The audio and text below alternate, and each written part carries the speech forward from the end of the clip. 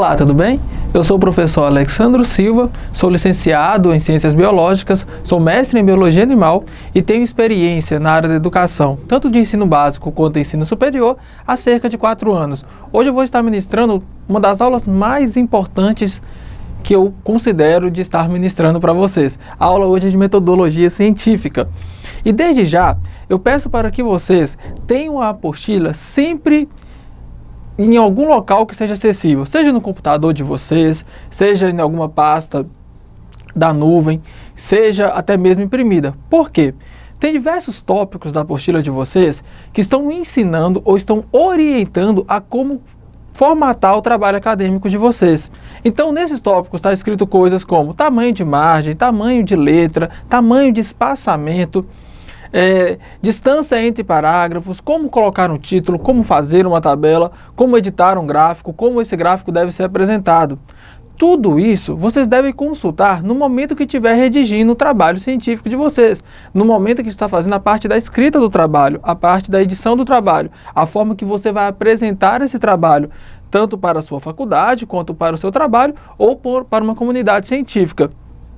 Se hoje, aqui nessa aula, nós ficássemos discutindo tamanho de letra, tamanho de espaçamento, tamanho de margens, tudo isso, a gente ficaria discutindo aqui durante horas e não seria proveitoso. O mais proveitoso é que você tenha a apostila e consulte essa apostila para saber todas essas formatações.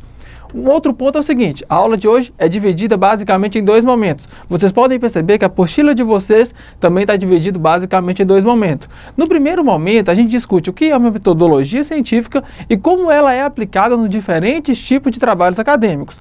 No segundo momento, a gente vai continuar discutindo a metodologia científica, mas por um outro âmbito. Vamos falar da famosa, temível, maldita e bendita ABNT. Associação Brasileira de Normas Técnicas.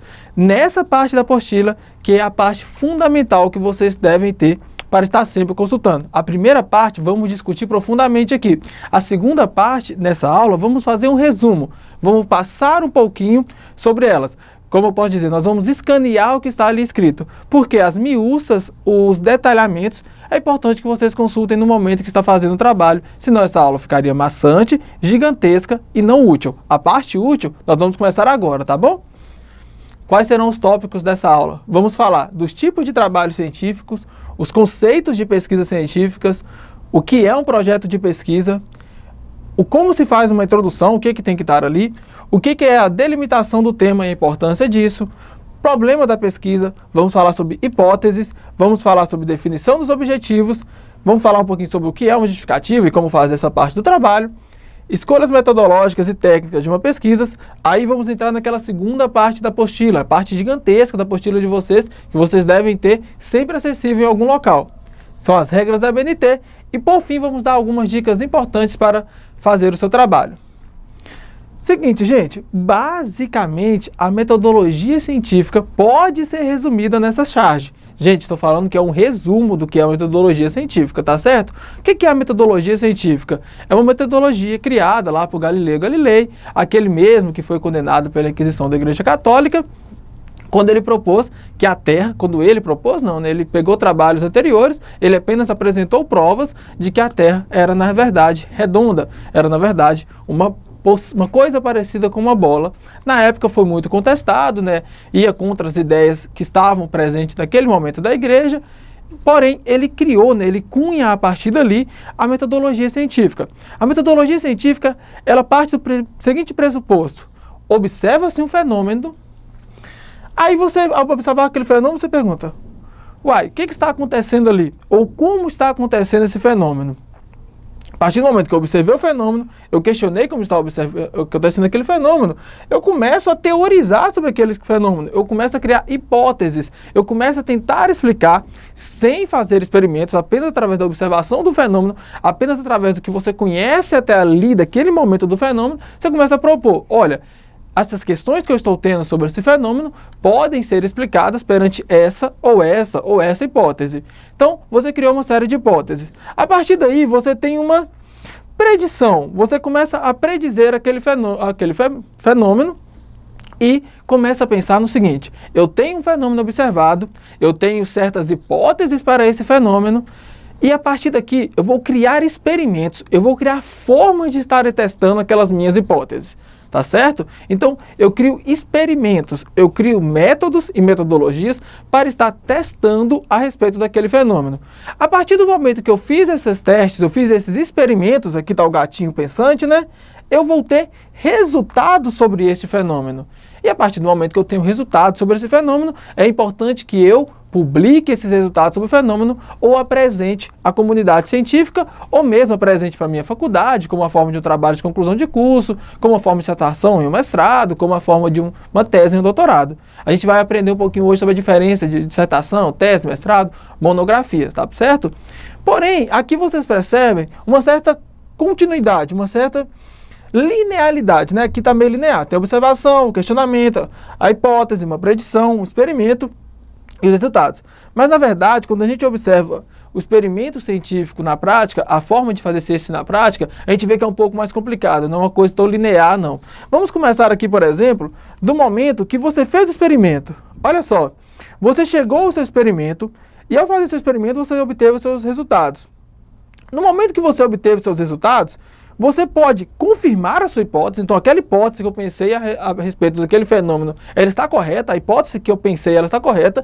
Então, eu crio uma ideia disso e essa ideia vai ser base para novas observações. Você lembra que a observação e a hipótese, ela parte a partir do momento que você tem conhecimento daquele fenômeno até ali? Entenderam? Então, quando as pessoas teorizavam a respeito do porquê chovia, a princípio, né, diversas religiões argumentaram que era por vontades celestiais, né, vontade acima do limite da Terra, então existiriam seres superiores, diferentes em cada religião, que fariam chover. Aí a gente começou a teorizar a partir daquilo e começou a surgir hipóteses que não. A partir do momento que a água evapora, formam-se nuvens. Então, se tem água evaporando, tem nuvem. Se tem nuvem, tem chuva. Entenderam? Então, a pessoa começou a criar uma hipótese a partir daquilo. Se aquilo foi comprovado, então ela tem uma teoria, ou ainda assim, ainda é uma hipótese. Mas eu vou voltar a falar disso um pouquinho depois. Ela tem uma teoria sobre aquilo, ela tem uma ideia sobre aquilo, como acontece. E aí, gente, volta a ser observado. Porque a partir do momento que você fez o experimento, tem um resultado, criou-se ali uma ideia, você tem que observar de novo para ver se aquele experimento, perante outras condições, aqueles resultados perante outras condições, eles continuam acontecendo, eles continuam sendo observados. E no caso contrário, e no caso da minha hipótese não ser confirmada, eu tive uma hipótese sobre aquela observação. Fiz meu experimento e essa hipótese não foi confirmada. Eu vi que eu estava errado a princípio sobre a minha hipótese. O que é feito então? Você volta a fazer a observação, você pode propor um novo experimento, você pode propor outras hipóteses, ou pode até mesmo falar, olha, o resultado é esse, perante o que eu tive. A minha hipótese estava simplesmente errada. Resultados que não corroboram com a sua hipótese também são resultados, e na verdade são tão importantes como resultados que corroboram com a sua hipótese. A palavra metodologia tem origem grega. Meta significa em direção a, e odos, caminhos, logos, discurso. Etimologicamente, então, metodologia é um discurso sobre o caminho que alguém deve percorrer se pretende fazer ciência. Em outros termos, é uma disciplina que capacita alguém a avaliar métodos, identificando limitações e implicações que dizem respeito às suas utilizações. Então, na metodologia científica, você vai estar fazendo dois momentos de trabalho. O primeiro trabalho, você avalia os métodos, avalia aqueles experimentos, como eles são feitos. Então, você cria momentos, olha, esse experimento, ele é bom até aqui. A partir daqui, ele já não funciona mais. Ou esse experimento, ele é bom só nessa situação e outras situações não. Então, é uma forma de estar delimitando esses métodos. E também, a metodologia científica tem uma segunda parte, que é a parte que ela vai falar a forma que você vai apresentar os resultados da sua ciência para o público. Qual que é esse público? Diverso público. Igual eu falei aqui, pode ser faculdade, pode ser a comunidade científica como um todo, pode ser uma banca de defesa de trabalho de conclusão de curso, entre outras coisas. O método é uma série de preceitos abstratos que regulam a ação. A metodologia é um conjunto de procedimentos utilizados, uma técnica e a sua teoria geral. A metodologia avalia a aplicação do método por meio de procedimentos e técnicas que garantem a legitimidade do conceito obtido. Nesse slide, então, a gente observa qual que é a diferença básica, primordial entre método e metodologia. Olha só, método é uma série de preceitos que vai regular a ação. E a metodologia é o conjunto de procedimentos que vão ser utilizados.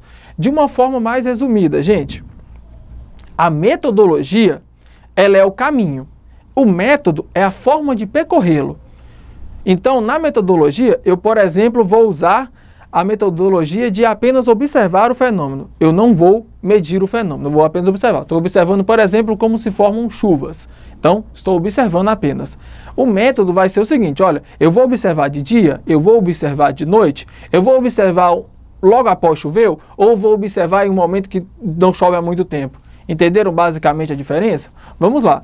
A metodologia se relaciona com a epistemologia.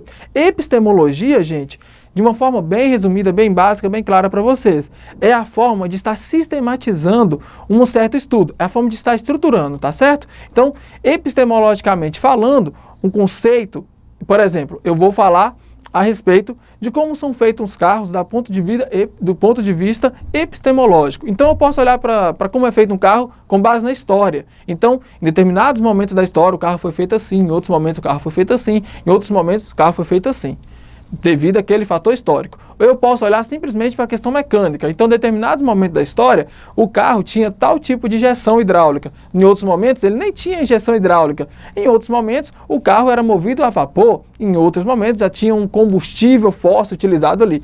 Entenderam? Então, é a forma de estar estruturando essa coisa que você está observando ou essa coisa que você está querendo explicar. Um estudo que tem por objeto a própria ciência, os discursos e as técnicas específicas de cada ciência em particular. Ela tem interesse pela descrição e análise dos métodos, esclarece seus objetivos, utilidades e consequências. Ela compreende todo o processo de pesquisa científica. De uma forma bem resumida aqui, está falando que a metodologia, ela estuda a própria ciência e ela vai estar vendo qual é o objetivo, qual é a utilidade, qual é a consequência do método que você vai estar utilizando para fazer sua predição a respeito daquele fenômeno observado, a respeito daquela coisa que você está querendo explicar. Gente, deixando bem claro, tá? Eu estou citando aqui fenômenos naturais porque para mim é mais cômodo falar sobre fenômenos naturais, uma vez que eu sou biólogo. Mas quando eu falo de fenômenos, pode ser fenômeno social, como a formação de uma cultura, a formação de uma sociedade, a formação de uma linguagem. Tudo isso também são fenômenos que são observados pela ciência e que podem ser explicados e que podem ser elucidados através de uma melhor metodologia científica. É necessário referenciais epistemológicos, métodos e procedimentos técnicos. Referenciais epistemológicos são as formas que a ciência caminhou até ali. O que é de referência de pensamento científico a respeito daquele fenômeno que você está observando. Métodos são as formas que você vai estar utilizando para estudar. E os procedimentos técnicos, eu vou falar um pouquinho deles a seguir. Quanto a isso, o pesquisador deve compreender que sua concepção tem uma dimensão fundamentalmente histórica e que depende da especificidade do objeto investigado. Não há um método científico geral onde todas as ciências venham a encontrar o seu lugar comum. Importantíssimo falar sobre isso. Olha só, eu estou falando que existe aqui uma certa tranquilidade minha para falar a respeito de ciências naturais. Então existem certos métodos que são utilizados apenas para ciências naturais.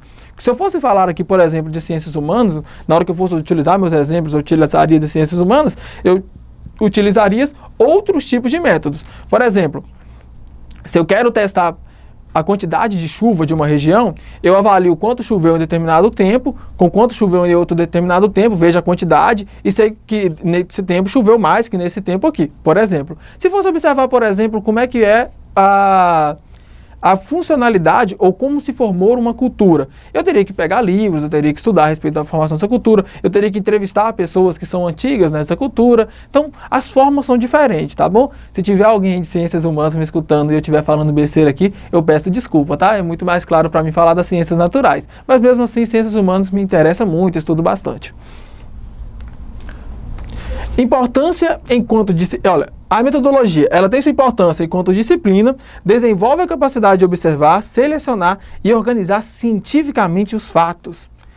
metodologia científica parte da ideia que você vai estar observando fatos e a partir desses fatos você consegue selecionar quais são relevantes para a sua pergunta ou para a sua hipótese, você consegue organizá-los cientificamente, então tem critérios para a organização desses dados e a partir desses fatos, né, que são os dados, que tem que ser reais, você tem os seus resultados.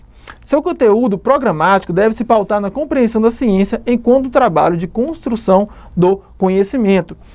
Então, gente, na nossa sociedade tem pessoas, ou tem entidades, ou tem grupos, né, formados que estão responsáveis pela construção do conhecimento da nossa sociedade. São muito importantes, que são os cientistas, os pesquisadores, os que trabalham na área de construir conhecimento. Eu costumo falar muito o seguinte, é uma frase muito importante. Numa aula de metodologia científica, é muito mais importante ensinar metodologia científica do que a BNT. A BNT é importantíssima, estou dizendo que ela não é importante, ela é muito importante. Mas é muito melhor que a gente aprenda a respeito do que é metodologia científica. De uma forma básica, é uma maneira estruturada, técnica, bem pensada, de se fazer o conhecimento científico, de se produzir conhecimento. O conhecimento, ele parte do princípio que eu quero falar que uma coisa acontece dessa maneira para a sociedade. Então, eu tenho uma série de estudos que são feitos, uma série de estruturação que foi feita, uma série de discursos que foram feitos atrás, para que essa coisa que eu estou falando aconteça daquela maneira mesmo. Isso é metodologia científica. Aí é o seguinte, no momento que eu já tenho essa construção de conhecimento, no momento que eu já fiz esse conhecimento e eu quero apresentá-lo para a sociedade, a forma com que eu vou apresentá-lo pela sociedade, a forma com que eu devo apresentar, isso é da ABNT, no Brasil, né? Obviamente, em outros países você vai ter outras normas técnicas, entenderam? Então, toda a construção do conhecimento se pauta na metodologia científica. Lá no fim do processo, tem um momento que eu vou apresentar esse conhecimento para a sociedade. É aí que entra as normas da ABNT. Ela vai regular a forma de apresentar esse conhecimento.